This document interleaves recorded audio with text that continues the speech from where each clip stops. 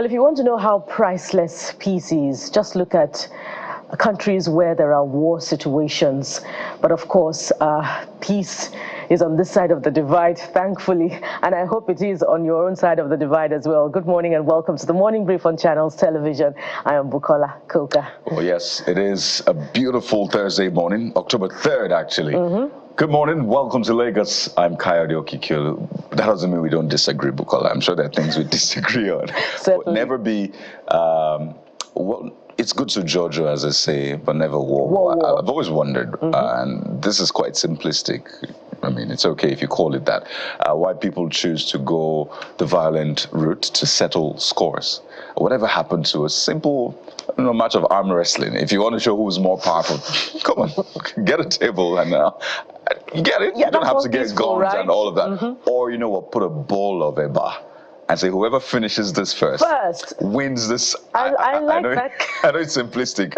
I'm not hungry, I promise you, but it's just mind-boggling to see the extent people go to in a bid to achieve peace in that sense. Because they always say that, well, to get peace, there has to be some sort of war. But why does it have to be lives of children, women, men to get that peace? Why do you have to take those lives to get the peace? And I mean, it abounds. We can talk about what's happening with Israel, Lebanon, Iran, Hezbollah, and all of that, even Syria coming into the mix. You just wonder, these things have been on for decades, right? For what, not decades, centuries, really, these wars. Some of the people fighting this war don't know the start of it, don't even know where it came from. They don't know the history of it. Exactly, they just find themselves smack in the middle of a war.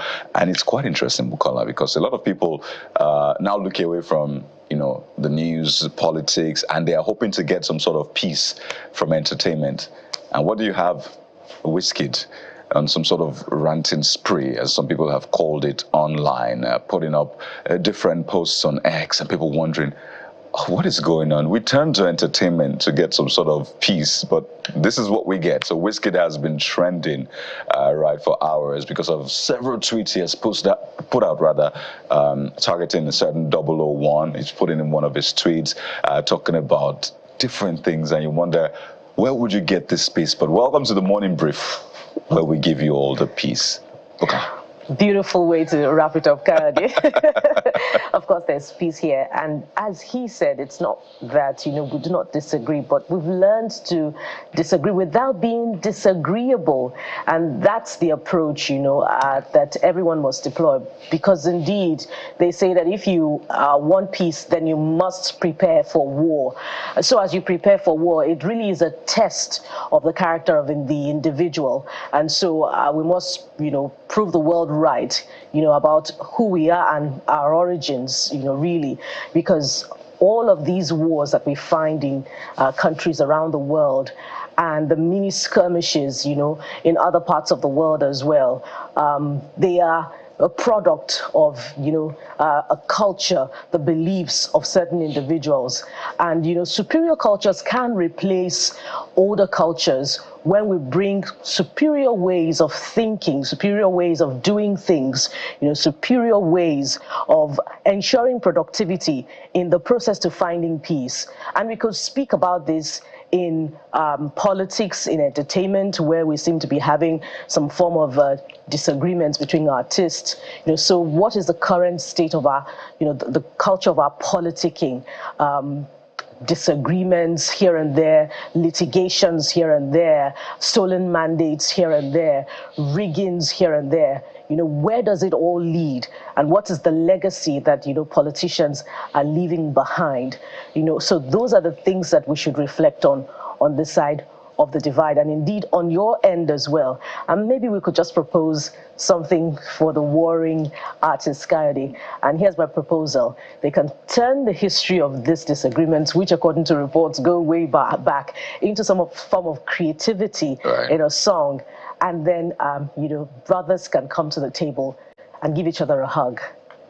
Okay, so are you saying that Wizkid, Davido, jump on a song together? Why not? Put your verses and let's see which of the verses... Why not? Or which of the verse would get the most votes or something like that. Even if it's a test of superiority, as it seems. Do it on a song. Do it on a song. Right. So I don't know how Whiskey FC and the 30 billion gang group will take this, but I don't know. People have said maybe this is for some sort of publicity in the build-up to release of a song or an album or a video and all of that. You can't rule these things out. Even with politicians, right? The drama gives them some sort of exposure, whether you like it or not. It gives them mileage. And we'd just be taking aspirin on somebody else's headache for nothing. Right.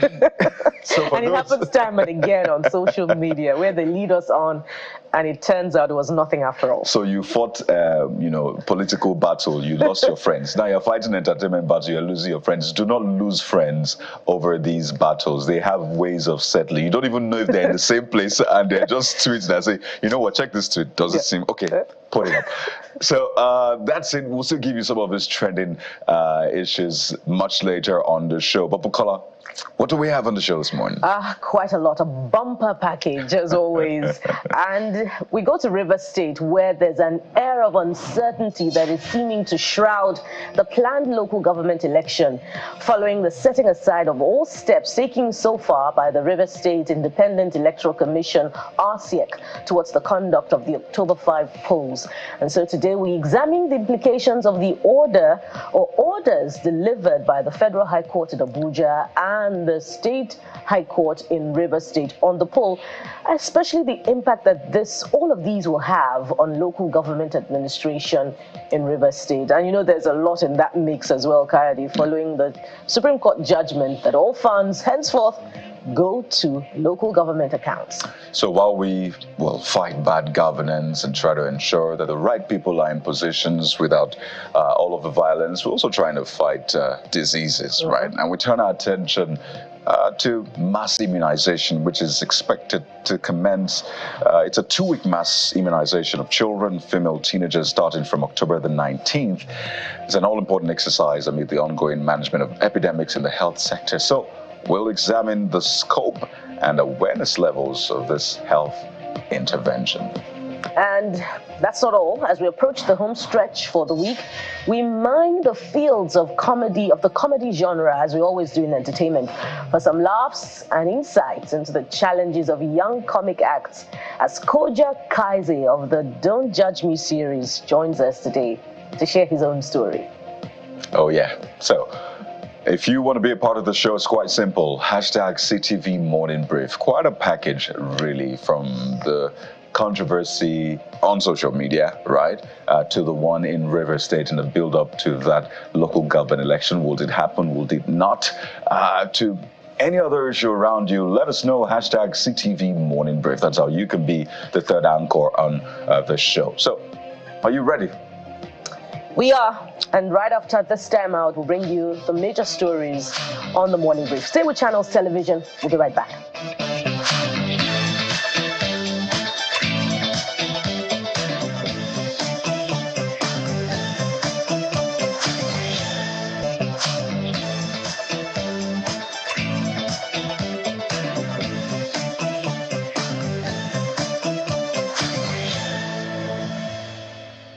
Welcome back to the Morning Brief right here on Channels Television. And the top stories on the brief today, we hate to begin on a sad note. But scores are feared dead after a boat accident carrying over 300 passengers capsized at the notorious Gbajibo River in Mokwa local government area of Niger State on Wednesday evening. A statement by the press secretary to the council chairman of Mokwa local government, Mr. Abubakar Dakani, explains that the boat was traveling from Mundi to Gbajibo for the annual Maulud celebration when tragedy struck.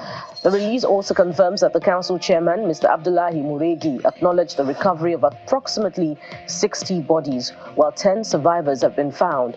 Meanwhile, efforts in collaboration with the State Emergency Management Agency and locals are ongoing to recover others who are still missing. Well, we hope that they are found alive. Over 300 communities are flooded, and an estimated 5 million locals may be sacked from their homes in Niger State.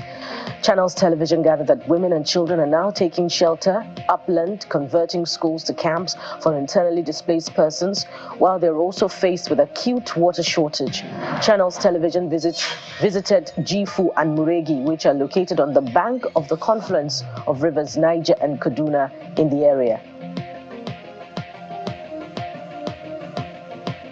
And following the conferment of national honors on the leadership of the National Assembly by the President on October the 1st, the House of Representatives is dissatisfied with what it describes as discrimination against the Green Chamber. A motion sponsored by all 360 lawmakers draws attention to the conferment of the title Grand Commander of the Order of the Niger, GCON, on the President of the Senate, and the title Commander of the Order of the Federal Republic, CFR, on the Speaker of the House of Representatives. Lawmakers argue that both chambers are equal and the Green Chamber should not even be referred to as a lower chamber. The federal government is reiterating its commitment to sustaining the fight against corruption as part of efforts to fast-track the nation's development. Speaking in Abuja at the launch of the 4-year strategic plan by the Independent Corrupt Practices Commission, the Attorney General of the Federation and Minister of Justice, Mr. Lateef Fagbemi, says the federal government will support anti-graft agencies as it remains committed to the fight against corruption. We fully recognize that the fight against corruption cannot be won by a single institution. That is why our brothers are here, the CCB and the ICPC, and we really appreciate their presence. Over the past year, ICPC has made significant progress in discharging its mandates. For example, we recovered over 13 billion diverted public funds in the month of September 2024, that is last month alone. And a civil society group under the aegis of the Joint Action for Democracy is calling on the National Judicial Commission to investigate some judges following the conflicting judgments on the Rivers State local government election. The group made the call at a news conference in Abuja. The leader of the group, Mr. Peter Ame, states that the actions of the judges raise concern over the integrity of the judiciary. And the opposition People's Democratic Party in Benue State says it will go ahead with its state congresses scheduled for Thursday, October the 3rd, to elect the state working committee despite a subsisting court order stopping the Congress. Leader of the party and former Governor Samuel Ortom gave this indication at the flag-off campaign and presentation of flags to its candidates for the October the 5th local government election in the state, noting that there is no subsisting court order stopping the state Congress.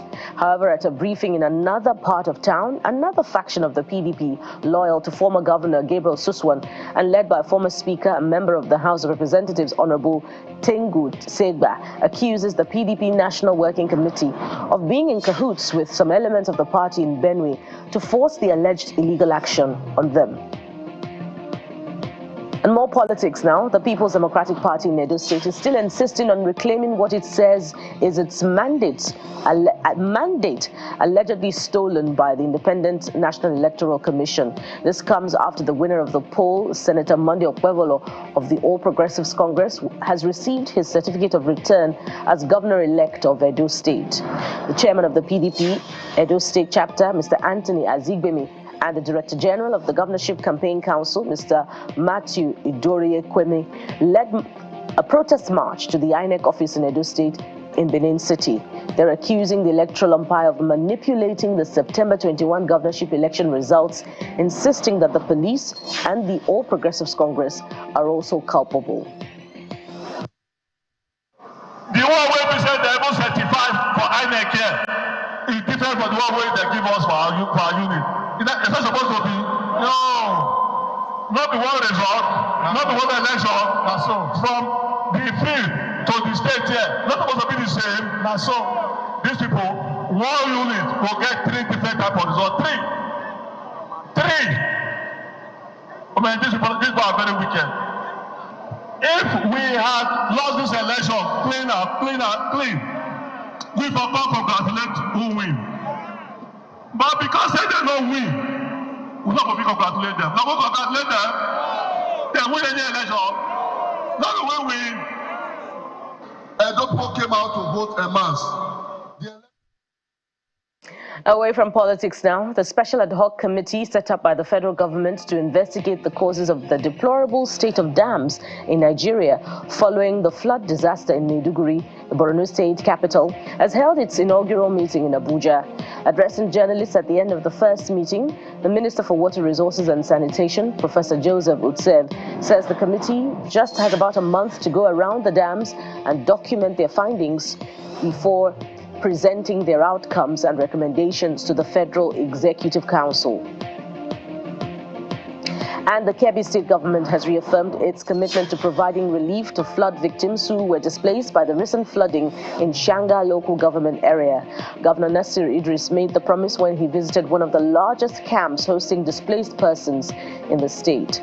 Records at the State Emergency Management Agency revealed that there are 27,304 flood victims in Shanga local government due to the recent flooding that affected 16 communities. President Bola Ahmed Tinubu on Wednesday departed Abuja for the United Kingdom for a 2-week-long vacation. According to a statement by the Special Advisor on Information and Strategy, Mr. Bayo Ononuga, the president will spend 2 weeks, which is part of his yearly leave, as a working vacation and a retreat to reflect on his administration's economic reforms. He is scheduled to return to the country at the expiration of his vacation. And outside our shores, the Israeli military and Hezbollah report ground fighting inside southern Lebanon a day after Israel announced it was invading the IDF, saying it's using precision-guided munitions and close-range engagements inside Lebanon. It later reports the deaths of 8 Israeli soldiers in combat, the first inside Lebanon since the invasion began. Earlier, Israel's Prime Minister, Mr. Benjamin Netanyahu, said Iran would pay after it fired around 180 missiles at Israel on Tuesday. Israeli Prime Minister Netanyahu says the country will stand together as he sends condolences to the families of the 8 Israeli soldiers killed in Lebanon on Wednesday. And in sports, Carlos Alcaraz roared back from a set down to beat world number 1 Yannick Sinner in a thriller and win his first China Open title on Wednesday. The 4-time Grand Slam champion edged a captivating final 6-7, 6-4, 7-6 for his 4th ATP crown of the year and 16th overall.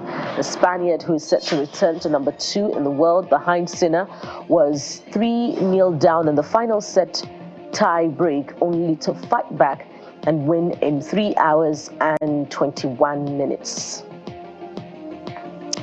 Well, congratulations to Alcaraz, and let's hoping better luck for Sinner in subsequent games. But what are you saying about some of these big stories? Kaze joins me now for a review of your thoughts. Hello, Kaze. Tough being Sinner. Yeah, very now. Tough, right? Just the player, not the act. I know he gets that joke a lot.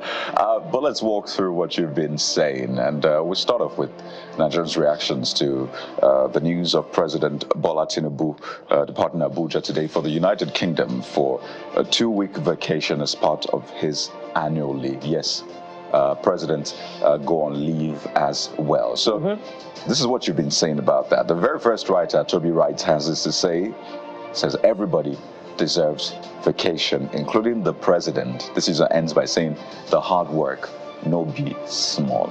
So there you have it. Yeah. And this next one is from Pato, who says, when will our president start having their vacation in Nigeria?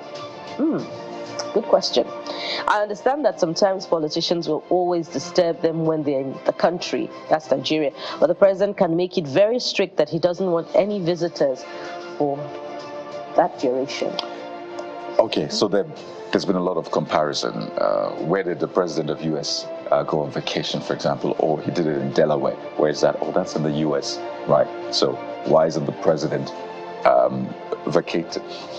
No, that's not. Why is the president at Bodleian, or maybe that's another beehive of activity in terms of politics. Imagine for a moment that the president is on a beach, because you could see the president of the US taking pictures on a beach, just resting. So imagine the president of Nigeria on a beach in a part of a country, or in Gembu, Taraba, or just in a very nice place. Right. That would really sell that place. And the local can just approach Mr. President and say hello and take a picture. He's on leave. Well, he's on leave. Okay. Allow him to rest. Right. The next user, Mohammed Amin Saad, says leaders should rest or go on leave only. He puts the "only" in caps. Only when the job is done, or is it being done? Nigerians are presently going through excruciating times, which conscientious leaders are supposed to empathize with and be available, accessible, and capable to address these sufferings. Okay, well, do you go on leave only when you're maybe done with your job? I think every year workers get to go on leave, right? Whether or not they've done the job, that's the essence. They take a moment and come back to continue their job. But the point this user is making is quite germane, saying, unfortunately, we're being told to suffer more in patience while the authorities sort the rot out. The same rot made by same authorities handled it. So, yeah. Apparently, there's a lot of expectations from Mr. President.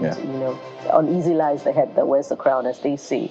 But Mr. President does deserve some rest, as everyone does. Well, this next thought is from, another writer, Sigma Tease, I believe, who says, the president calls on Nigerians in the diaspora to return home, yet he himself travels abroad for holidays and medical care, suggesting that the country he aims to improve is insufficient. Given the immense challenges Nigeria faces, such overseas trips for leisure and breaks seem unnecessary. Okay, different angles to this one. Oh yes, different angles to this one, and I know that this would always be a debate, but we'll see how this plays out. So 2 weeks the president is taking, and it's part of his annual leave, so we're not even sure if he's exhausted his annual leave. So 2 weeks the president needs to rest in the United Kingdom, and so we wish him the very best. So we'll see how the challenges back home are resolved in the meantime. You expect that the president will hand over to the vice president, and these things will be handled.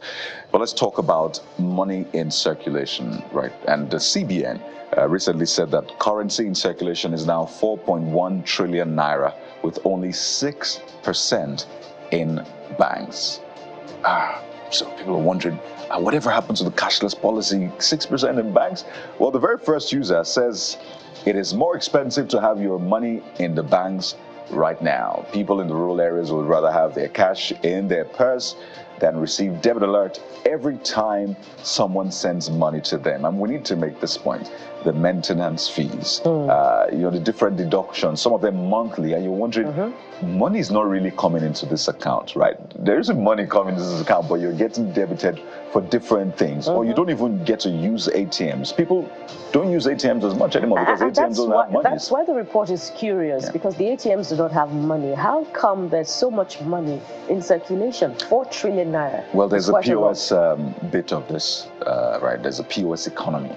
And because of the POS economy, some have resolved not to conduct cash transactions. They would rather go the route of, transfers, even for the simplest of transactions. But that also needs to be subjected to some form of data, so that we have empirical data by which we reach our conclusions. But it's so curious, for me at least, that you have this quantum of cash in circulation, and yet the ATMs are not dispensing any cash.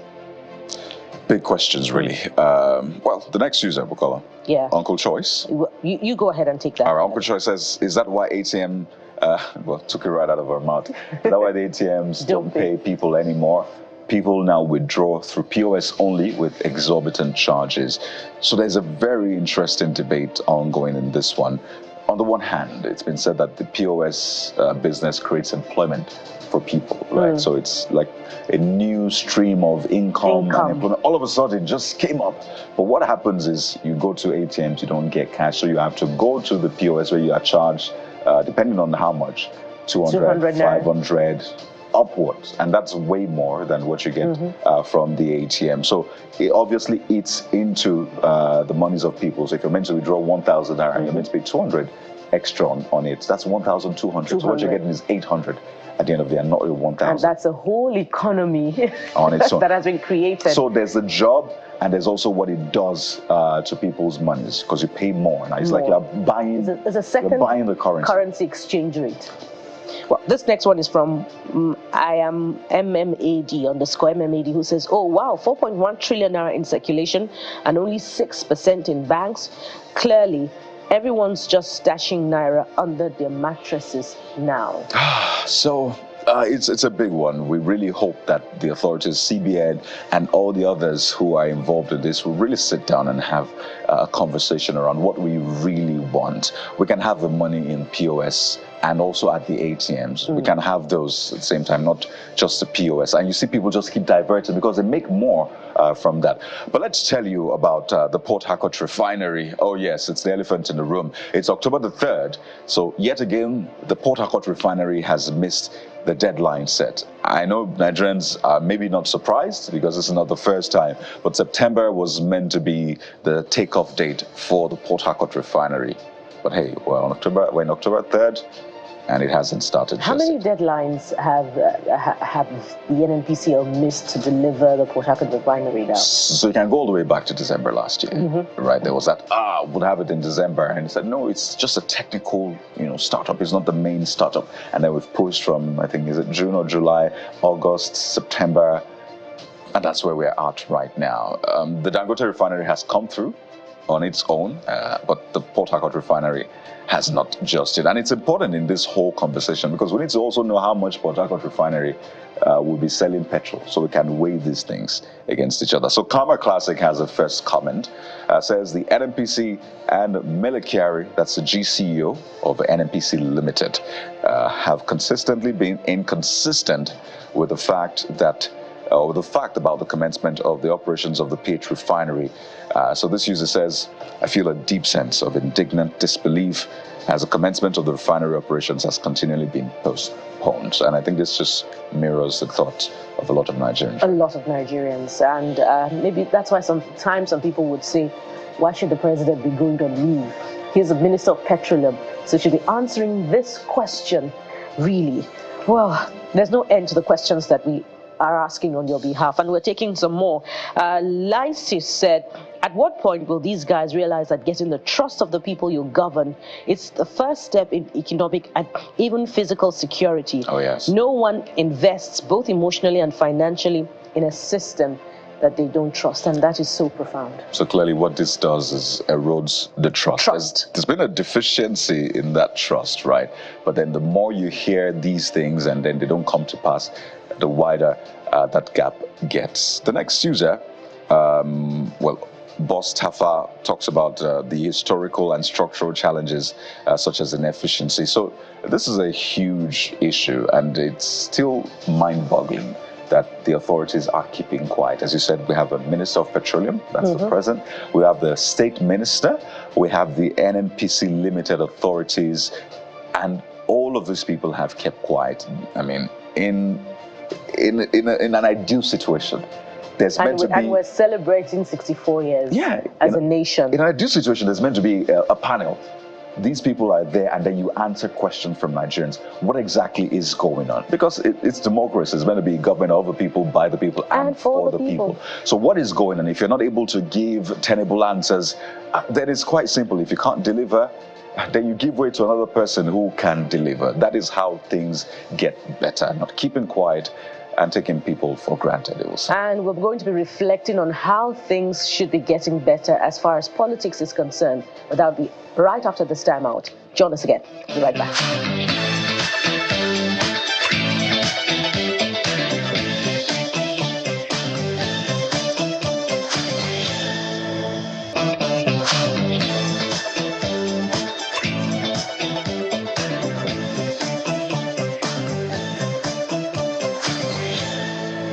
Let's head over to Rivers State now, and it's another chapter, really, or another page in this almost unending back and forth. It's the tale of two courts giving, what some have described as different rulings. It's a tale of two electoral commissions at the federal and the state level, given conflicting statements as well. It's also the tale of two political heavyweights in that sense, who seem to be at loggerheads. So today we dig deeper. The state government is counting down to Saturday's local government election, but judging from the court at the federal level, which says INEC should not release the voter register, the DSS, the police, should not provide protection, then you wonder, will that election hold or not? At the end of the day, it's the people of Rivers State that are the receiving end, because governance naturally will suffer as a result of all of this. We're joined on the program by two gentlemen, Mr. Achi William Wobodo, who's a legal practitioner and public policy analyst, a partner head dispute resolution practice at Edward and William Law Firm, and Mr. Richard Kojah, who is associate professor of public law, Department of Public Law, Faculty of Law, Rivers State University, Port Harcourt. Both men join us virtually. You're welcome to the program, gentlemen. Thank you for having me. Thank you. Well, Thank you. Let me begin with you, Mr. Kojah. What is a clear explanation, or at least understanding, of what is going on? And it's as simple as this for the Rivers people. Are we going to vote on Saturday or not? I know that there is a federal high court ruling and there's a court in Rivers State's ruling. There's what INEC said, saying that we've not given RSEC the voter register. There's what RSEC said, saying, no, we got this voter register since November last year. But the question is quite simple. Will that election hold this Saturday or not, from where you sit? Well, I think from a legal perspective that the election will hold. The responsibility to hold the election under the law is that of the Rivers State Independent Electoral Commission. And what they are required to do to host the election or to hold the election, let's say, has been done. Yes, there are two conflicting decisions, rather rulings about release and non-release of documents. If RISEC said we applied for this and received it months ago, they have received it. Anyone who is not sure that what they received is the proper one, or that they have received it, can challenge that later if he has the competence. But the institution which is required to act with independence has said we received the documents required, the voters register, months before now. So I think I see nothing, legally speaking, that stops the conduct of the election. The orders made by the Federal High Court seek to restrain INEC from releasing a document which has already been released. And in law, when an injunctive order is made over a completed act, it does not have effect. A child that has been born has been born, and the court cannot order that the child should go back into the mother's womb. A completed building is completed. A court cannot order that it should not be roofed when it's completed. What the court can do is other questions concerning the validity of how it is built or ownership of the place. So that's so I think I do not see anything in the law that prevents it from holding. All right, so that's one side to that judgment by Justice Peter Lifu of the Federal High Court in Abuja. The other part of it, and I'll go to other guests soon, but I'll also stay with you, Mr. Kojah. The other part of it is that Justice Lifu also restrained the Inspector General of Police and the Department of State Service from providing security for the said election. So if there's no security, because election is not just voting, there's a security bit. If there's no security, there can't be an election. Talk more of a credible election, right? So if they're not going to provide security, will that election still hold? Will the Rivers State government then employ, I don't know, vigilantes and everyday people to protect that election if police and DSS are not going to be involved? Mr. Kojah, that's still for you. Oh, okay. Sorry, I thought you were talking to my colleague. No, that's still for you. I'll go to him soon. Yeah. Now the non-provision of security and all that.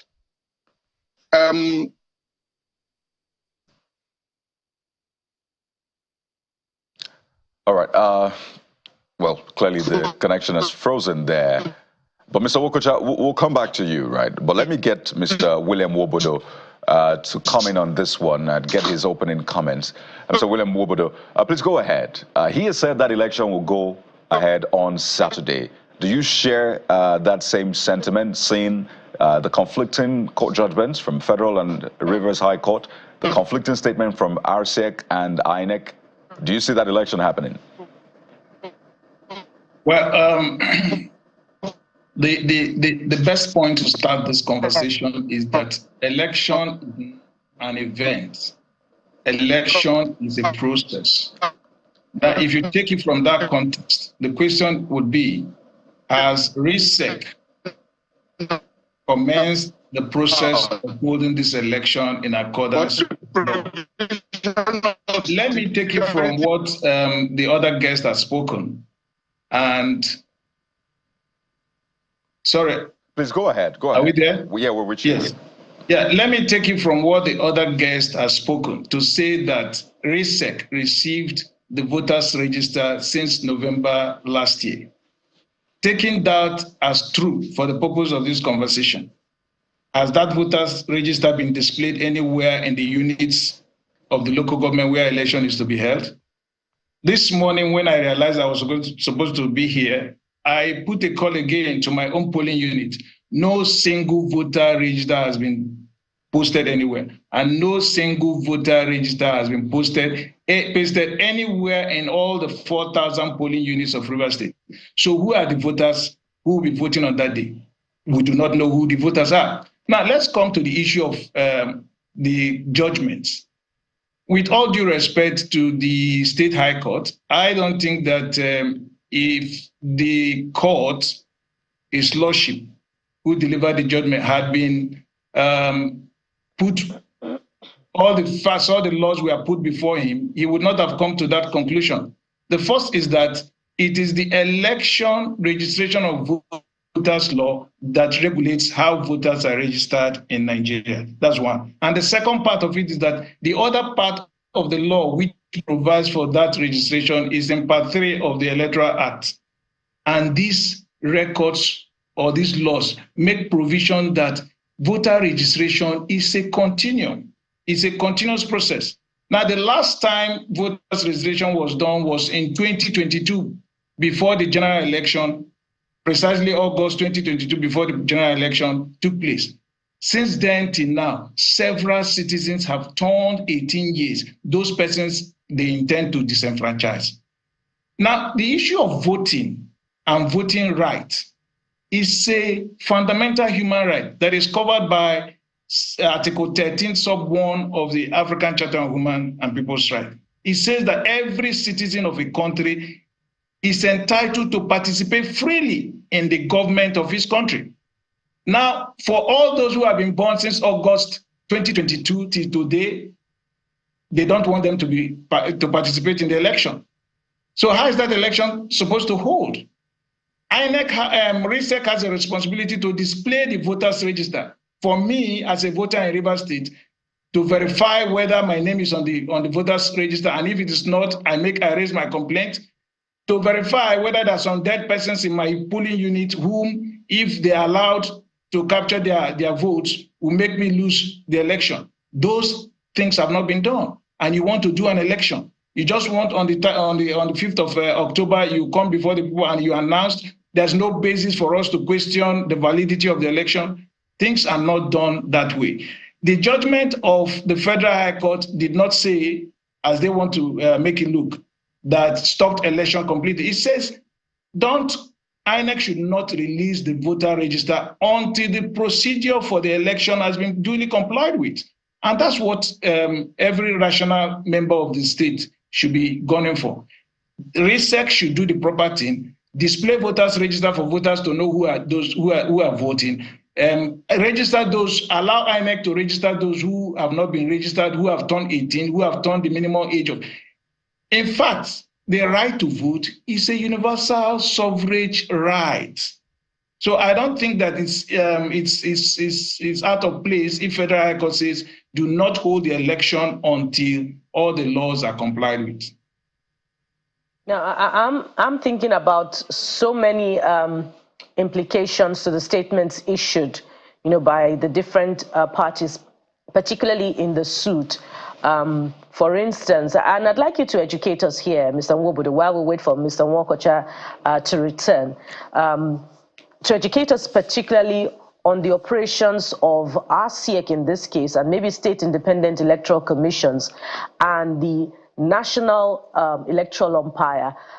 Isn't there supposed to be some form of esprit de corps, between those bodies, because they perform the same functions to conduct elections?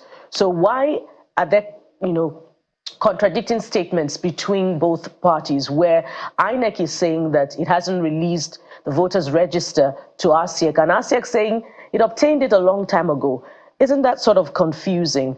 Which are state independent electoral bodies, under the national electoral body?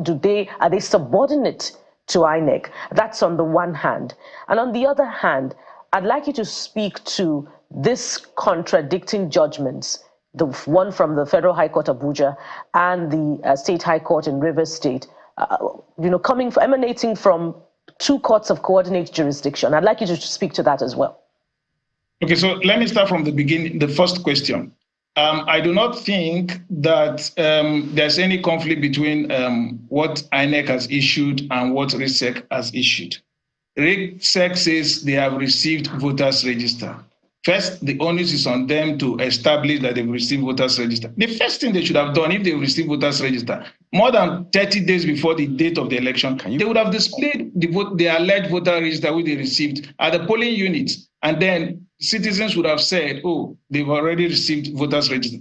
Up to today, as I speak with you, no voter register is displayed anywhere in any polling unit. So it leaves us with the conclusion that what INEC says that we have not released voter register to RISEC is the truth. Now, secondly, RISEC is not, legally speaking, subordinate to INEC. But you see, Nigeria runs a federation, and that federation leaves the issue of voter register, because it's a national security issue, with the federal agency, which is INEC. So it's only INEC that keeps the voter register. By the Election Registration Act, the custodian of the voter register is INEC. So INEC releases it to each state to conduct election. They release those that pertain to that state to conduct the election. Now, if you look at, now coming back to the second question, where people say the judgments are conflicting. For me, I've read both judgments and I do not see anything conflicting. All I see is that the first judgment from the Rivers State High Court says, made legal pronouncements, acceptable legal pronouncements, that by virtue of the judgment of the Supreme Court, which RISEC is supposed to be bound by, that they are entitled to conduct election. That's correct. Federal High Court also made legal pronouncements that are valid. The legal pronouncement that Federal High Court did not say RISEC does not have power to conduct election. No, it never says so. It said, for you to conduct election, RISEC, you must comply with the process, the law, according to the prescriptions of the law. The Supreme Court would also not give a judgment to say INEC can conduct election at the whims and caprices of those who are conducting the election. No, it must be in accordance with the law. And I've asked here, and I'm going to ask it again. RISEC wants to conduct election in Rivers State. Up 3 days to the date of the election, nobody knows who are those who are supposed to be voting in that election. Is that process in compliance with the Rivers State Electoral Act? The answer is no. So the Federal High Court judgment is only enforcing the provisions of the Rivers State High Court laws and the other laws of the Federation to say, RISEC, yes, you have a right to conduct election, but you must conduct it in accordance with the law. That includes publishing the names of those who are supposed to be, who are to vote, giving the statutory notices at the appropriate time, and even allowing INEC to register those who are eligible to vote within the context and specification of the law. So I do not see it. Yes, go ahead. Yeah, just land on that thought there so that we can go to Mr. Yeah, so I do not see anyhow the judgment of the Federal High Court could be said to be in conflict with any law or the powers of RISEC. They are saying conduct the election in accordance with the law. But the point is not that it's in conflict with the powers of RCEC. The point is that it's in conflict with the judgment given by another court of competent jurisdiction, and that's where the curiosity of the layman arises. I said before, the first court says RISEC has a power to conduct election. That is not in dispute. RISEC say, that law says, Supreme Court says you should conduct election. That is not also in dispute. Now see the Federal High Court judgment as an amplification or a qualification. Yes, you have the right to conduct the election. Yes, the Supreme Court has said you should conduct the election, but conduct the election in accordance with law. And that includes allowing people to know who are those who should vote in the election. All right. I'd like to scrutinize that against the backdrop of the specific rulings of the judgment delivered by the Federal High Court. But let's go to Mr. Nwakocha, who is back with us now. And I'm sure that you have, Mr. Nwakocha, quite a number of things to say about what your colleague has said. Go ahead, Mr. Nwakocha. Well, the law has remained the law and has not changed. My learned friend has rightly set out what both courts said. And if you look at the analysis, nobody is saying don't conduct election. Everybody is saying conduct election, or rather the Federal High Court is saying conduct election in accordance with the rules. So how do we know whether the election has been conducted in accordance with the rules? That is going to be a product of an audit after the election has been conducted. Election is not a game. It's not a sports festival. It's a constitutive responsibility of the state that enables people of the local governments constitutionally elect their leadership as and as at when prescribed by the law. That said, those who must conduct it have a responsibility.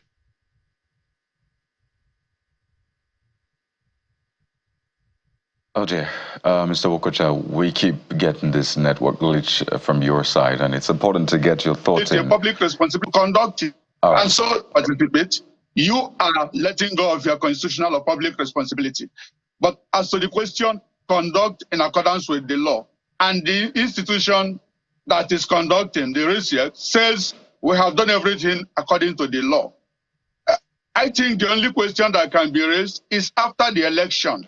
A person who feels that the law has not been complied with will challenge it and say, ABC in the law we are not complied with. But you can't say, don't do what is a statutory duty. So a few things he raised, I'd like you to respond to Mr. Nwakocha, displaying the voter register so people can see and be aware, know whether their names are on it, if there's any dead voter, or, how elections are meant to, be conducted. So has that been done? Because that's also meant to be one of the, prerequisites before conducting elections. That's Mr. Nwakocha. Okay. Has that been done? Oh, good. Those are things expected to be done by INEC, which possesses the register. And then at every election, there are going to be people whose name are on the register who are dead. Because even the day before the election, people will die. And there will even be people who qualify to vote the day before the election. So the fact that all of that exists does not invalidate the process. No, I'm saying that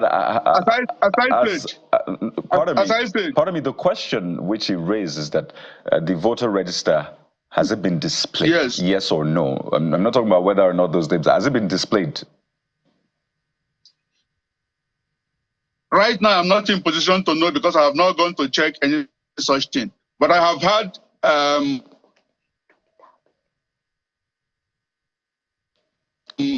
the press responsible to do that, and they say they are ready for the elections. So, which is why I am saying where they claim to be ready,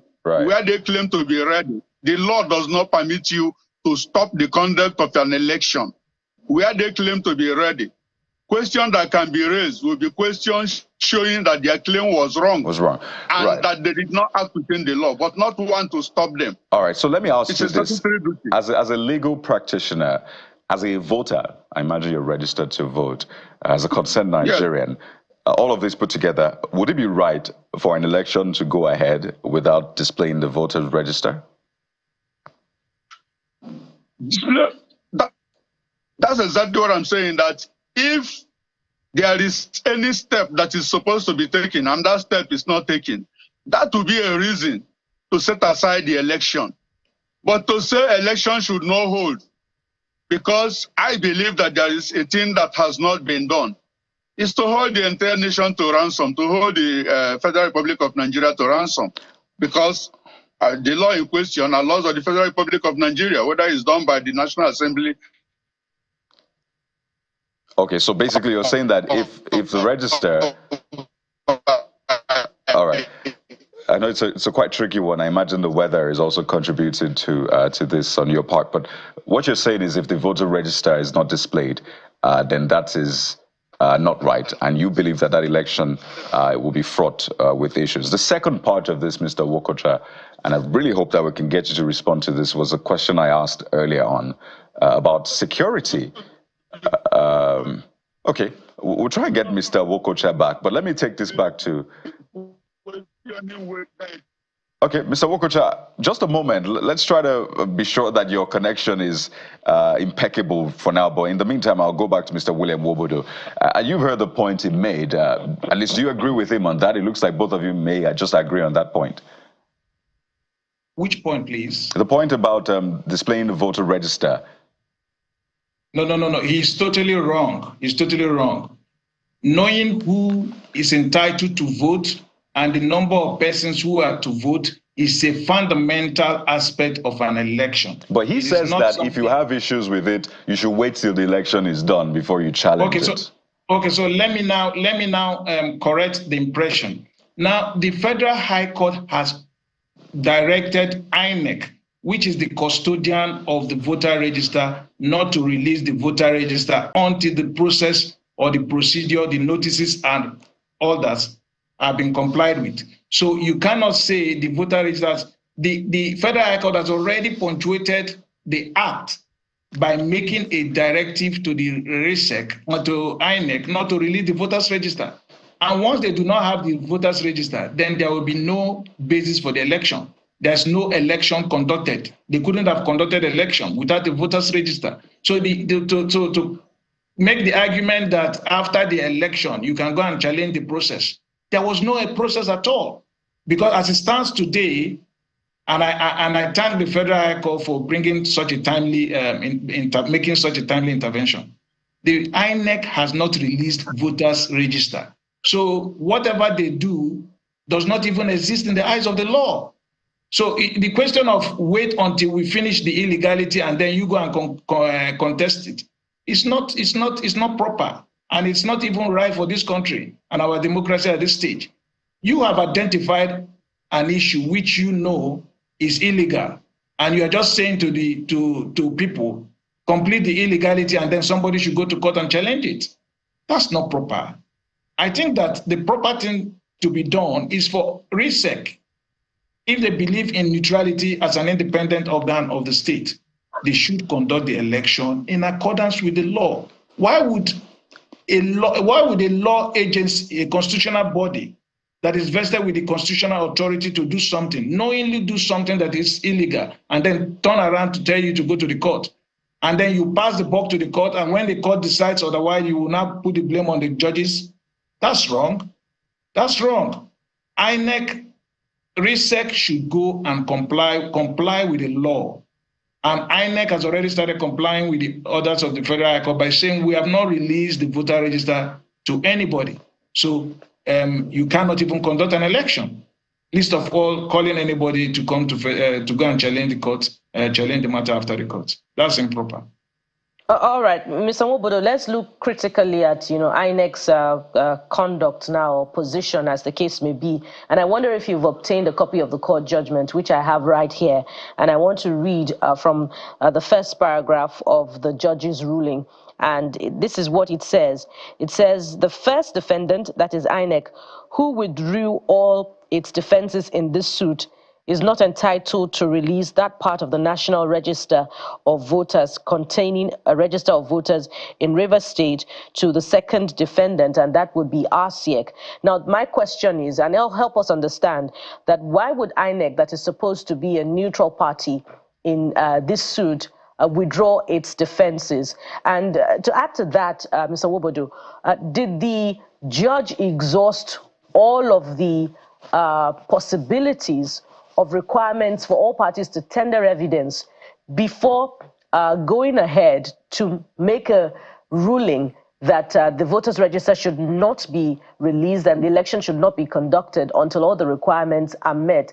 Isn't this hurried in the light of the circumstances, particularly with regards to the background of the politics in Rivers State that led us here? Okay, so let me start with the part where you said whether INEC was wrong to have withdrawn their defense.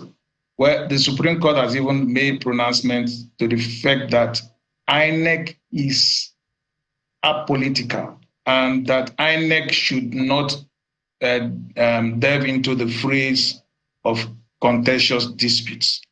INEC, as the voters register, it is the custodian of the voters register. INEC would have seen, not their counsel, I'm not making defenses for them, but INEC would have seen that, look, we have not complied with this law. These processes have not been complied with. So there's no basis going to defend and argue what you know is legally incorrect. That is unprofessional and unethical for INEC to begin to argue when they know, obviously, from the provisions of the Election Registration Voters Act and even the Electoral Act, which establishes them, that they have not complied with the law. Then secondly, when we talk about whether the court made a hasty judgment or it took into account everything. Now, the court does not go outside of the processes presented before it. And it is the plaintiff who determines how the mode of commencement of an action. If a plaintiff decides to bring an action via an originating summons, it means that the action will be determined based on documentary affidavit evidence.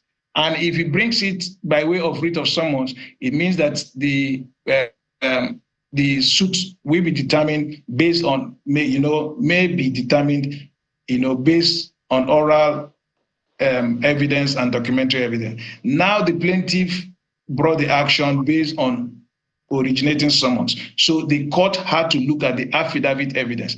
Now, when all the processes have been adopted, there's nothing again for the court to do. The court does not need to call witnesses. The court will determine is based on the affidavit before it. Okay, we have Mr. Wokocha back. Yes. Pardon me, we have Mr. Wokocha back. Thankfully, his network is good now. Mr. Wokocha, well, he has said that you can't allow illegality to go on and then now wait for it to end before you take action. And that's what the Federal High Court in Abuja has done, in his words. That's on the one hand, so he disagrees with you. But it seems you agree that if the voter register is not displayed, then that election is fraught with issues. But earlier on, I'd asked you about the security bit, because the Federal High Court also asked that security, at least from the police and the DSS, should not be provided, restraining the IGP and the DSS. So where does that leave the election security bit, which is very important as well? So two hurdles now. Well, I think we are experiencing a new trend in the country where the courts are largely becoming institutions for playing politics. The courts were supposed to be levelers that levels everybody and brings everybody under the control of the law, but that does not seem to be the role it's playing at the moment. There is no relationship between giving an instruction that conduct what you have power to conduct, but ensure that you comply with the law. There is no relationship between that and asking institutions, public institutions, that should provide security, even if people are going on a protest, not to talk of a statutory function like election, ordering them not to participate. If an institution that is required by law to act with independence says we are ready, we have done what should be done, other institutions who do not have statutory duty in respect of declaring whether or not they are ready, says another thing. Who under the law has the responsibility to perform that function? If there are two claims, one says everything is done, everything is ready, another says, no, we don't believe everything is ready, or somebody says, I don't believe they have done everything they need to do, the state should stop, grant a halt, and wait until the one who is not responsible to the state is satisfied. If this year did not say that they had done everything they were supposed to do, I will agree with you.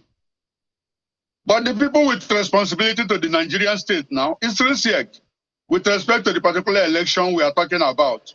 And if they say we have received what we are required to receive from INEC, arguing that INEC is saying this or saying that, does not remove the responsibility from them to comply with the law. But the court has the responsibility to interpret the law, and that is what happens. The court judgment that asked RCEC to conduct this election based on the voter register for 2023 was agreed with, right? You agreed with it, perhaps because it favored you. Now, another court says that, hold off, don't hold this election. INEC do not give them the voters register. Police do not provide protection for what the court appears to be saying is an illegal act. So do you expect the state to protect an illegality or provide protection for what it deems an illegality? Is that what you expect in this case? The court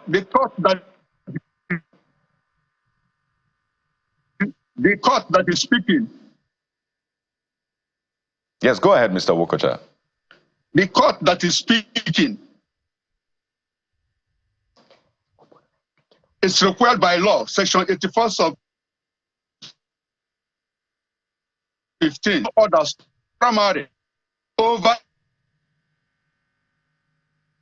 So if one is started, because the man who is the institution,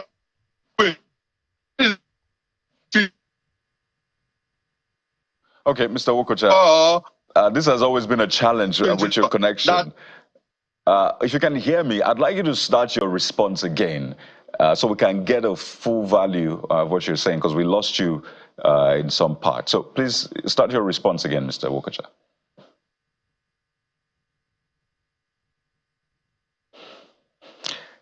Oh dear, it's always been challenging. I think maybe. I hope you can hear me now. Oh yes, we can hear you. Just go ahead. There is an impulse. No, we can't hear you. Maybe this is just Mr. Kojah. It's okay. It's just so we don't flog this too much. Perhaps we'll have this conversation at a time when your connection is better. But it's important to just lay these issues bare, so the people of Rivers State know where they stand. This is Thursday. All we have is Friday before that election. So it's important to clear the air. And I expect that the political actors will also come out and say, you know what, because of the good of Rivers State, this is what will happen. We don't want violence. We don't want any deaths. I want the business of governance to continue. So this is what should be done. I expect that the politicians and the leaders will stand up and do what is right. But we have to anchor at this point. Clearly not the end to this conversation, but we have to thank you so much, Mr. Richard Kojah, Associate Professor of Public Law, Department of Public Law, Faculty of Law, Rivers State University, as well as Mr. Achi William Wubodo, Legal Practitioner and Public Policy Analyst, Partner Head, Dispute Resolution Practice at Edward and William Law Firm. Gentlemen, thank you for your time. I wish this dispute is resolved. I hope you guys can bring to bear your expertise. Thank you once again. We'll take a moment on the show. When we return, we'll talk health. Health is wealth. But what is the health or state of health of children and the young ones in the country? That is where we turn our attention to in a moment. Stay with us.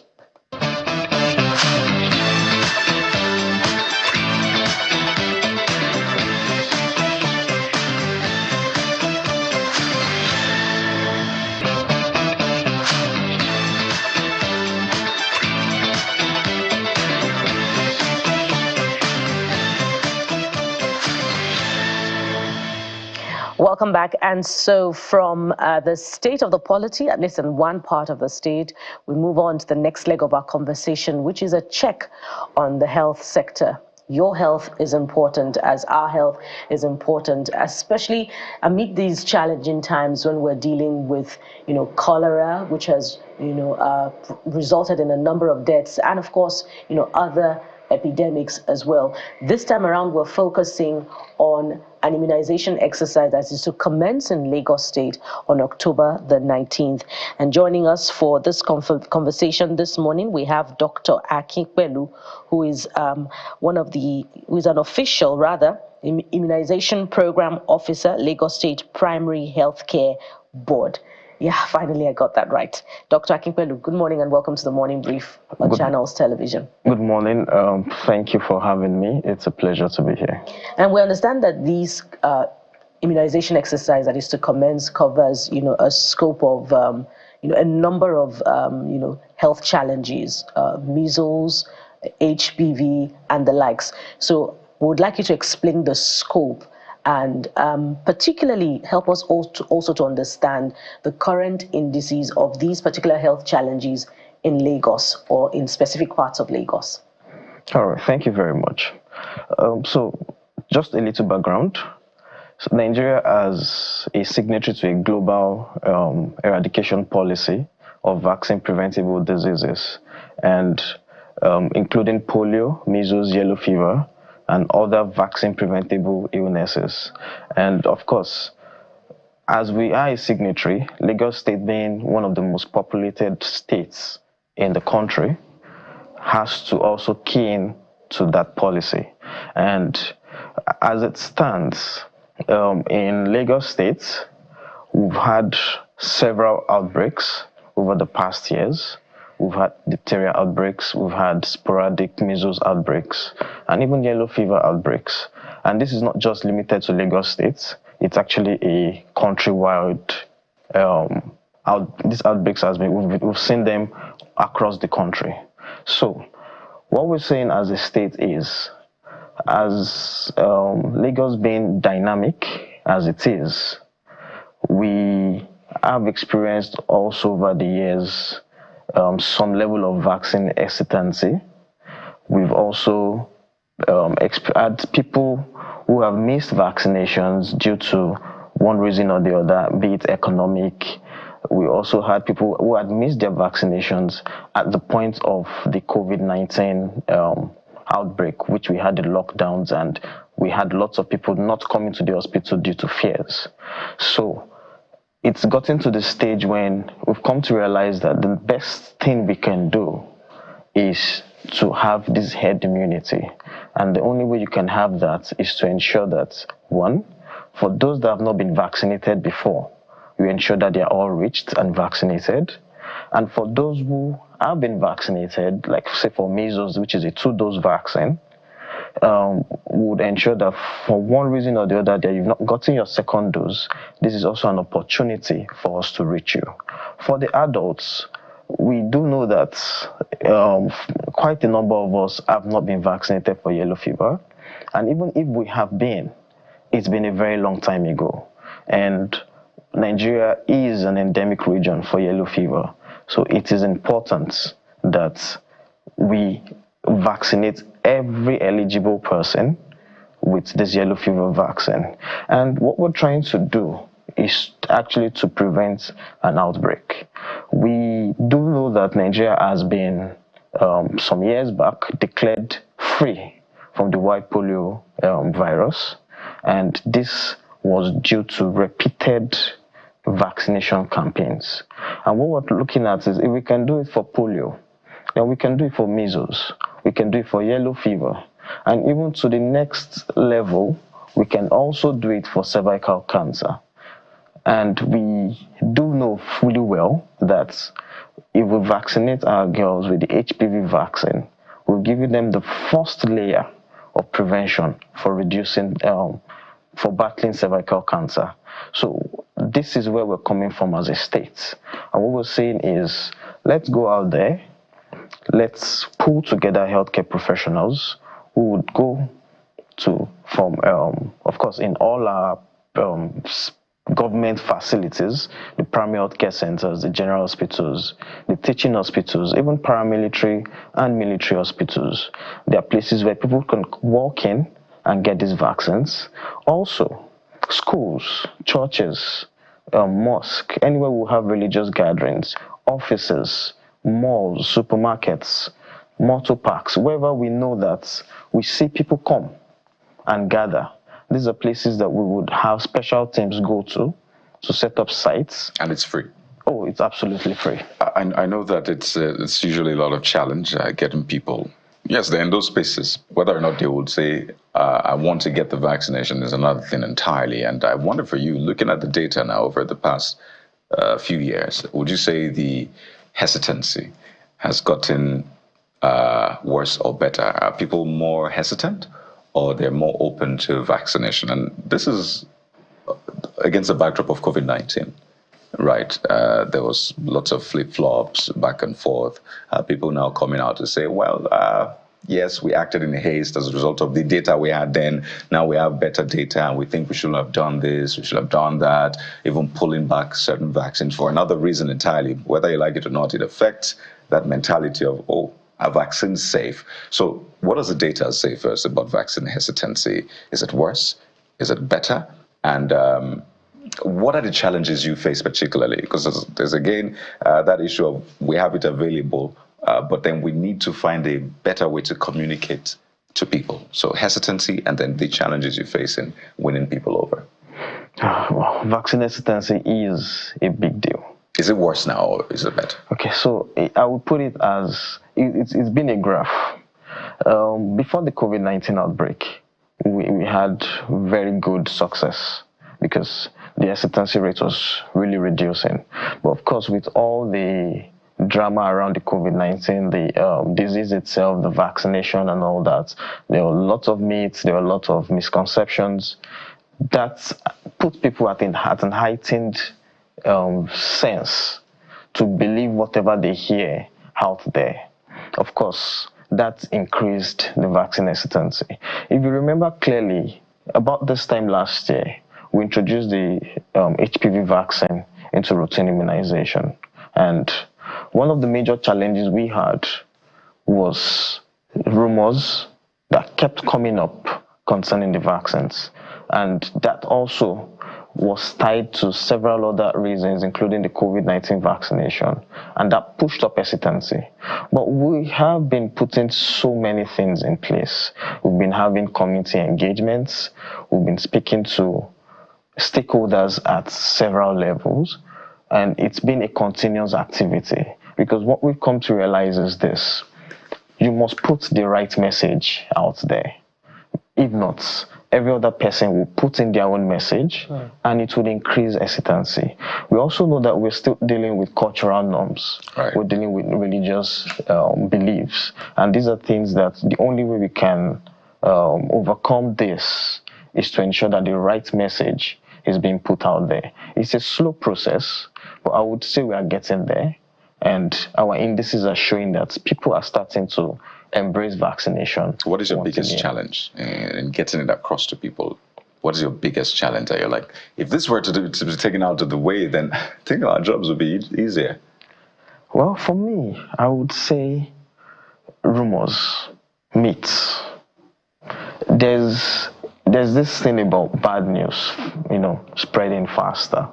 And one thing I've come to realize is this: for every rumor that goes out there, very few times when we try to combat these rumors do we get the same traction as the rumors. Give us an example of a rumor, so we can maybe deal with it here, use this platform to deal with it. Okay. Or maybe even a myth. A myth, right? Yeah. Okay. I'll take us back to the HPV introduction, and that was a huge one. There was this rumor that came out and said that by one year Sunday, we don't know who that person is. It was just a name. And the rumor was basically telling people that, see, in Lagos, they're introducing the human papillomavirus vaccine.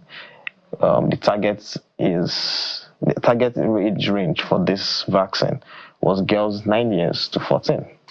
So it now became, oh, yes, we're targeting these girls at the point where they are that's the puberty stage. Oh. So that means that we're trying to sterilize them. And it spread like wildfire. It was everywhere. It got to the stage where when we started introduction, I think it was supposed to be a 7-day campaign. Then, of course, because it takes a lot of effort to have people going everywhere vaccinating. And we're like, okay, let's do the 7 days so that we can spread the news, create the demand, then people can come to the health facilities. We had to push the campaign for another 20 days because of that single rumor. And when we tried to speak to people and say, why is there so much resistance? And they'll say, oh, did you not hear? Yeah, Sunday. Some will even play it for you. Oh, there was a voice note, or was it a video? Note. Not a video. No, it was a voice note. And it went viral. It was on every platform. In fact, it kept, for every WhatsApp group I was on, it kept dropping over and over again. That was how much that one rumor spread. So how did you counter it with evidence? Because this is where evidence now comes in. If someone says that, I have 100 naira on me, I have to show evidence that no, what I have on me is 100,000 naira. You didn't see that coming. But the point I'm making is this. So what kind of evidence did you present to them that this is the vaccine, this is what is in the vaccine, this is what the vaccine does, and this is proof? We've had people take the vaccine. You get what I'm saying? So what evidence did you have to maybe counter that? Again, let's present that to the people. So we're still speaking on that particular rumor. And so we went back to the science. We do know that the vaccine that we're given had 4 serotypes. And it was targeting human papilloma, the genital warts, and the cervical cancer. And we had people understand that, of course, we had the data of how many cases of cervical cancer we have as a country. We had the data, and we proved, and we did present it. We also came up with other countries, both African and non-African, that had earlier on, way before we were able to roll out, introduce this vaccine into their own routine immunization schedule.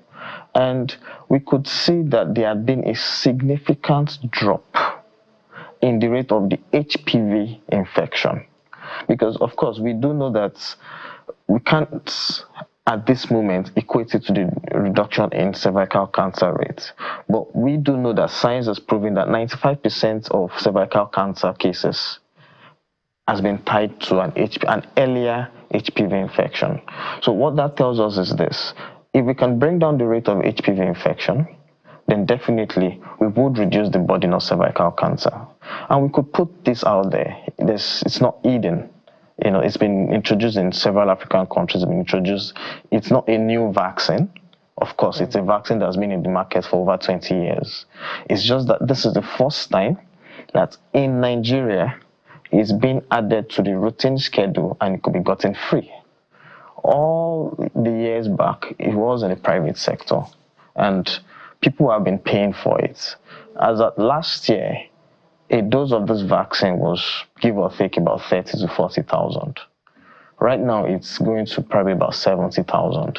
But what we said is, the country has come to realize that the burden of care for cervical cancer is way more than actually preventing this illness, which is why we decided to roll out the vaccine. And this is what we've been putting out when we go for our engagements with the stakeholders, so that they can take this back home and educate their people within their area of influence. And these rumors were so bad that even students, so you could get the consent of the mother, but the child will tell you that, I have heard.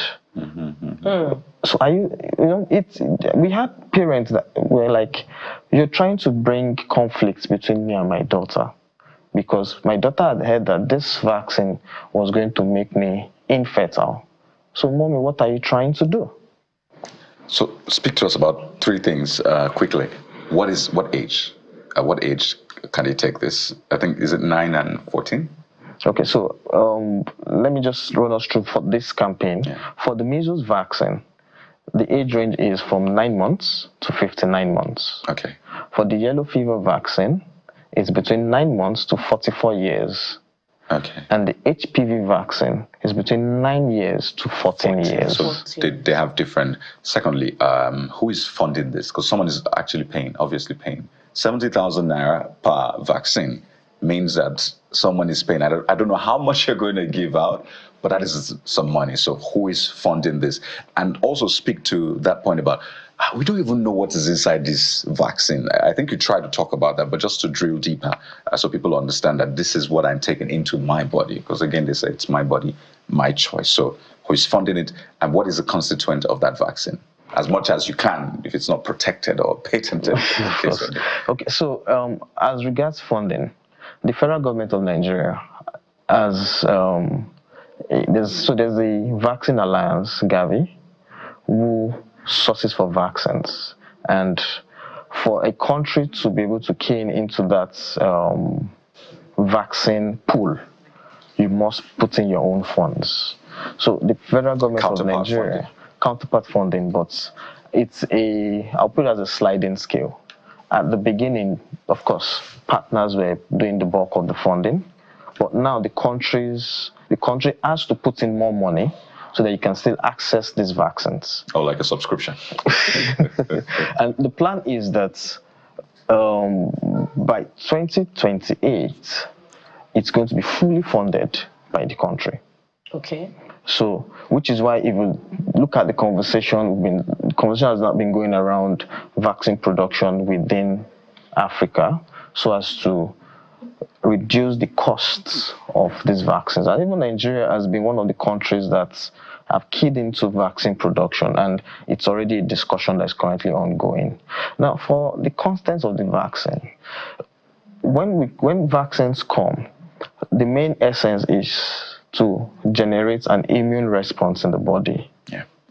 And the best way to generate that response is to put an extremely weakened form of that virus into the body, which is what comes through the vaccine. That weakened form has been weakened up to the point where it cannot harm you as a person. All it just does is it tells the body that this is harmful, recognize it, and start to generate your own defenses against it. So that if sometime in life later, you come in contact with this same virus, you already recognize it as bad, and you automatically attacks it. And that's where I'm headed, because that part of the conversation is just as important, both to disabuse the minds of the people for now and in the future. So does the vaccine guarantee a lifetime immunity for the people who are taking it, particularly because HPV is a sexually transmitted disease. So what are the do's and don'ts that you should be attaching to this vaccine intake for those that will be getting it? So for vaccines, they confer lifetime immunity. There are some clauses. Of course, we do know that for people that are immunocompromised, you will need to give them a booster shot, just so that you can boost the body's sense of immunity to continue to recognize that this is bad, so that it will continue to build its own defense against it. But for a regular person, one shot of these vaccines confer a lifetime immunity. The reason why we do campaigns, it's so as to, we do know that we are now in an endemic region, so we need to give everybody a booster shot, so that then at that level we would be rest assured that we have achieved herd immunity and we are protected. Now, because of the issue of hesitancy that you raised earlier on, and particularly the concern raised even by the girls that they've heard from their parents, about those myths surrounding the vaccine, are you partnering with schools such that they obtain a written permission from their parents, their wards, and their guardians to enable them to go ahead and take the vaccine? So for every campaign we do, one of the first things we do is we engage the Ministry of Education, we engage the School Owners Association, and we also find a way to engage PTA associations in those schools, because we need them to get the right message. And yes, message can be spread, but we feel we have knowledge. We can send people to give you the right information so that you can disseminate as at when due. In fact, we even try as much as possible to engage school assemblies, so that, because these girls, to a certain extent, are at the age of assent. You still need the parent consent, but they can refuse. So they also need to know the value of what the vaccine is to them, both now and in future. Do you get people, or just on final note, do you get people giving you side eye once you walk into the room or you're about to address and you just hear vaccine, you're like, oh, these people have come again? Do you get people giving you side eye? You can naturally feel that. Well, it's for me, it's a natural reaction, right, especially when you're having a conversation around what people do not fully understand. So but more often than not, by the time you get into the conversation and they start to see reason, and when you're leaving, you're all smiles, you're all, everybody now says, oh yeah, I have a better knowledge, so I'm better informed. So in 30 seconds, give us a sense of the coverage of this vaccine, all divisions of Lagos, all schools. So for us in Lagos State, our vision is to ensure that no child and no adult is left unvaccinated. And our strategy is being put in place to ensure that we reach everybody within the state. The minimum we can accept is a 95% coverage. So you're saying you have as much as 1 million doses? I'll put it for yellow fever. Currently in the States, we have about 22 million doses, because the target is it's 85% of the state's population. And HPV as well, you have as much? To cover the girls within that age range, yes. 22 million as well for HPV? Oh, no. So like I said, for yellow fever, yellow fever is 9 months to 44 years. That's a huge chunk of our population. Okay. But for the HPV, it's 9 to 14. It's 9 to 14, and that puts us roughly about 1 million girls, because now we're targeting just girls. So there's about 1 million girls, and it's also a 1-dose vaccine. So for girls that received between last year till date are not going to be vaccinated for HPV. And it's free? It's free. All right. So just wanted to establish that. So it's free, and the immunization officers are coming to your schools and your homes for that immunization. We must anchor at this point, and thank you for coming on the show for this very important awareness. Dr. Adetola Akinpelu, the Immunization Program Officer, Lagos State Primary Healthcare Board. Thank you so much for coming on the program. Thank you very much. All right, we'll switch gears in a very short moment now, to relax with some laughs as our next guest joins us. Stay with us on the Morning Brief. We'll be right back.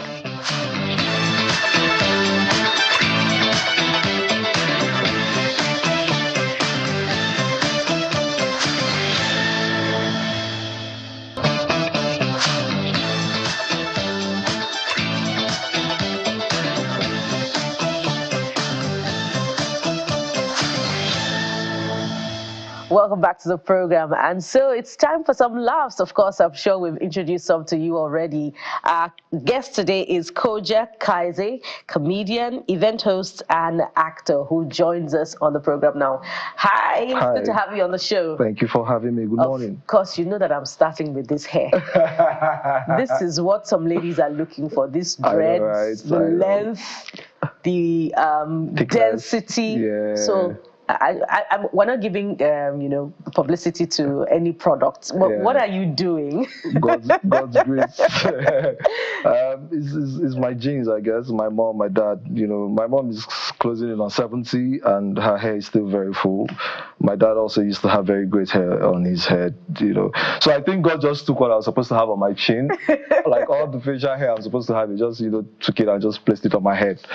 No products, basically. Like I said, it's just. We're not even giving publicity to any product. Even if I will have to pay, they have to pay through their nose for for any publicity. Okay, so what about the identity? Why do you choose this?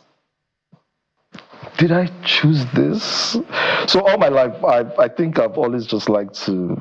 I don't know. I've always just been the person that just stands out.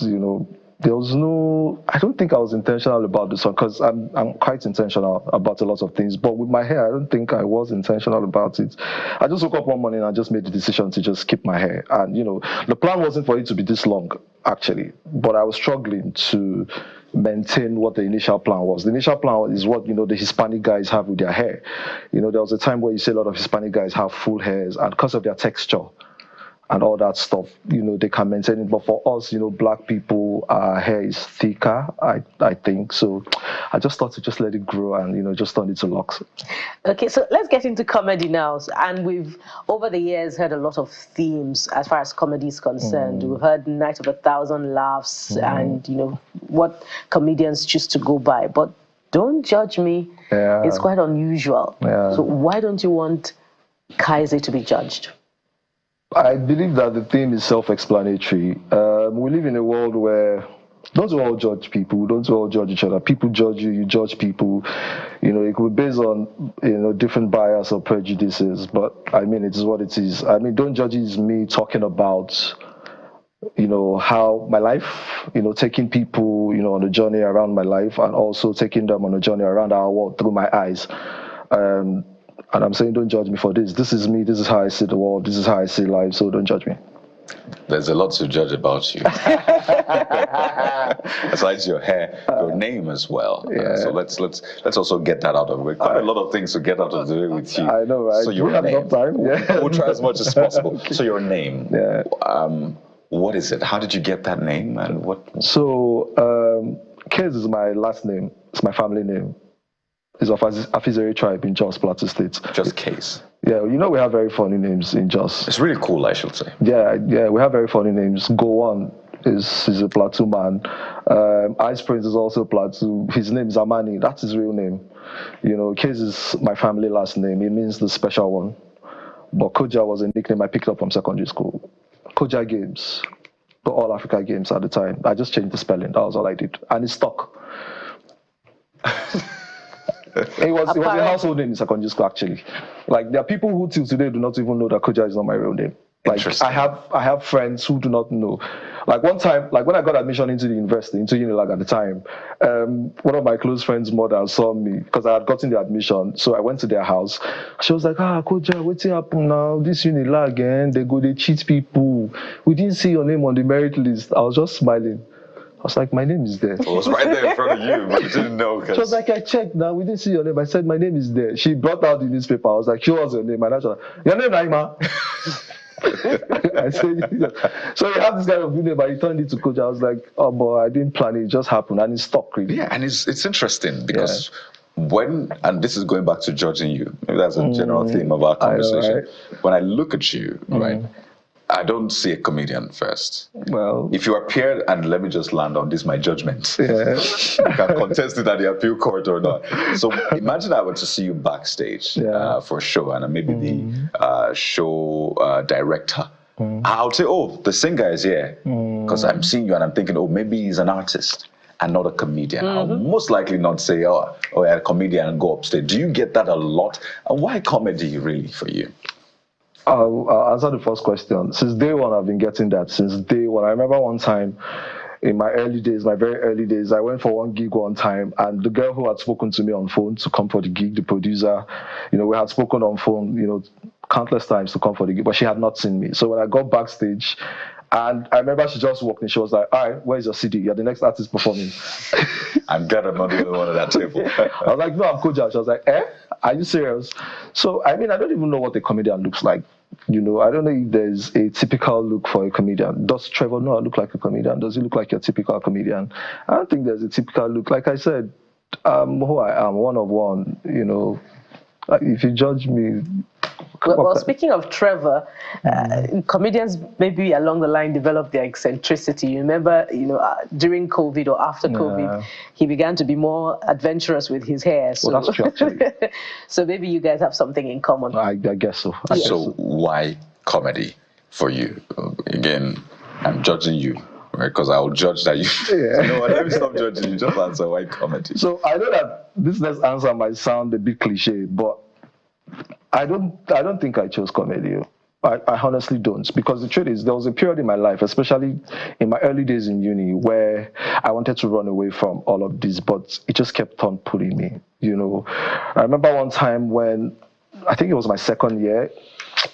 So I had a plan to go into the University of Lagos because of the environment and just chase this, career path. But I remember at some point I was like, I'm not doing this. Let me just face my education, bag my degree, and one time we're having a discussion in my room, and there was one of my roommates at the time, Beto. He looked at me. It was like, do you know you're one of the funniest persons I've seen in my life? Like, it's not even about being funny. It was like, your humor is special. It's different. It's stand-up comedian funny. And I told him that, okay, this is the initial plan to chase this thing, but right now I don't know if I really want to do it. And he just went all out. He started telling everybody on campus. Bethel. Yes, Bethel, that's his name. Shout out to Bethel, by the way. He just went on and started telling everybody on campus that Kojah is my roommate, he does this, he does that. And from that night, I just started getting gig, and that was it. In Unilag? I swear, my first gig that night was explosive, and that was it. From that point on, that was it. Interesting story, and maybe it's an encouragement to someone who's watching out there. Yeah. But you say that comedy chose you, but if you look closely at the scene right now, it's a very busy scene, and giving the economy there quite a number of challenges. Yeah. But you're also an event host. Yes, I am. You're also an actor. Yes, so is it a case of, if I try this, if this one doesn't work, this one will work? So on the list of priorities, which is more important for you? Which would you do without collecting? Without collecting what? Without collecting a check. I'll collect check for everything. Which one is without collecting check? When I say comedy chose me, I mean it. Like, my whole life I've been involved in the arts. I've been doing this since I was like 4. I started in church as a 4-year-old. Yeah, I've been doing music. I've been acting in dramas in church. I've been doing all of this, but the humor has always just been there, and all of it is encompassing. Actually, like, showbiz is what it is. We have comedians, television hosts, who right now as television hosts, who probably started as stand-up comedians. Ellie DeGeneres started as a stand-up comedian. She became mainstream with, her being a television host. Jim Carrey started as a stand-up comedian. He hit mainstream with the movie The Mask, I think, or Ace Ventura. Adam Sandler, the list is endless. It's all encompassing. It's the arts. You just branch off and do a lot of stuff. Not everyone is gifted to be able to branch off and, venture into this and venture into that. Some of us are just blessed to. So comedy precedes, and all other things, as you say, yes, all other things follow. So you'd rather go for, do a show first before you go for, take a role in a movie? Yeah, stand-up is my life, yeah. Well, the beauty about art is you can put everything together in one, right? Yeah. And I think that's just the beauty about art. Maybe other parts of life, but there's something I need to know this morning, so I can know how to judge you yet again. This is your judgment. There's been a back and forth. So are you like a 30BG guy or a Wizkid FC guy? I'm an outsider. You're an outsider. Good. So how do you view what is currently going on? Because you look to politics and there's a lot of drama, right? Yeah. We just talked about the Rivers State politics. It's literally unending. Yeah. You look to, international issues too, and there's wars. There's back and forth. Israel, Iran, Hezbollah, Lebanon, Syria, this one, that one, Ukraine, Russia. So you're like, okay, fine. Let me face entertainment. And then you just jump into entertainment and there's Wizkid, Davido yet again. You're like, where do we turn to? Come on. What is really going on? Because you're an outsider, right? But you're also an insider at the same time. Is this publicity for you? Is this just, what exactly is this? What do you see? I wish both of them the very best, really. But I think that rivalry is a thing that is as old as, man's existence. Cain and Abel didn't even choose their rivalry. It just happened. Yeah, one person presented crops, the other person presented livestock, and they say, God, why your own small? Why? So these things are natural. Human beings are very emotional. People always feel the need to pitch people against each other. It's a natural human thing. Like, I think it's psychological. There are people who are probably watching this at home and feel like you're better than her and she's better than you, or you're more good looking or he's more good looking. It's just natural human psychology. But people tend to be very emotional about this thing. It could be business strategy from them. I do not care. I mean, we've had rivalry in the industry as old as time. There was Tupac and Biggie, Jay-Z and Nas, J. Cole, Drake and Kendrick. It's only natural. So sometimes the fan base just really fan this flame and it becomes really worse. People become very emotional. In some cases, we've had cases where, the artists come and say, inside story, the artists come later and say, okay, it was a strategy from, the record labels. Like, I remember one time, I think it was Bow Wow or Lil Romeo that said that, okay, it was Lil Romeo that said when he came into the industry, the plan, he was cool with Bow Wow, but the media executives were like, no, let's create a rivalry. You are two young boys, you're good looking, the teenagers will be crazy about you. Let's create a rivalry. We don't want peace. And that was how their own rivalry started. So it could be business, it could just be ego, it could just be emotions, and it could just be the fan base, flaring flame that is non-existent. Speaking of business, it was good to see how Basket Mouth turned that rivalry between him and AY into some form of marketing strategy for his new film. I'm not judging you now, let me warn you, but Basket Mouth or AY? Who did you queue behind while it lasted? They'll be fine. You're also an outsider in this one. They'll be fine. I'm an outsider. I do not stress myself about things I do not have control about. I mean, I'm focused on my own work and my own art. I mean, these are two legends who have contributed their quota to the growth of the Nigerian entertainment scene. They'll be all right. They are matured men, I guess. I mean, both of them are 50 or closing on 50. I mean, they'll make decisions that is best for themselves and their family. I'll really be a fool to take sides. I don't know them personally. I wake up every day focusing on myself and how I intend to be one of the greats on a global scale. And they're making the money. So I want you to speak to this because you mentioned in passing, it might be the fan base. So, and I think the beauty about entertainers, let me just give a background to this, is you understand people, you're able to move crowds. So you can tell, for example, when a crowd is moody, you know what to do just to, get them excited. And you are actually manipulators. Let me use that. For lack of better words.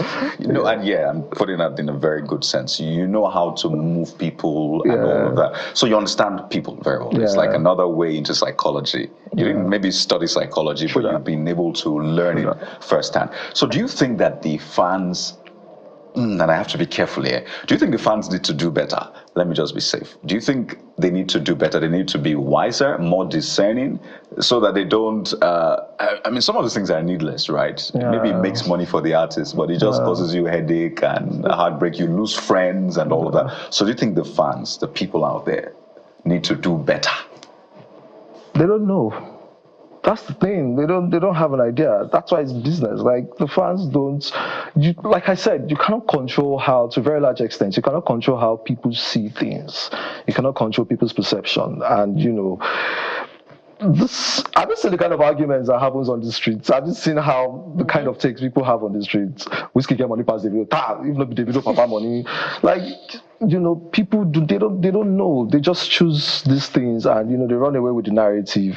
You telling them to do better is like, I don't know, Messi and Ronaldo's rivalry is there. Am I expecting too much for them? I think that's the thing. I think you're expecting too much from the people, honestly. Just leave them to just enjoy these things. It's a result of lack of education, lack of employment. And again, I've said this with all sense of responsibility. So I don't even think it's education. I mean, if you go on Twitter, for instance, I mean, there are educated people who have their own takes on this issue.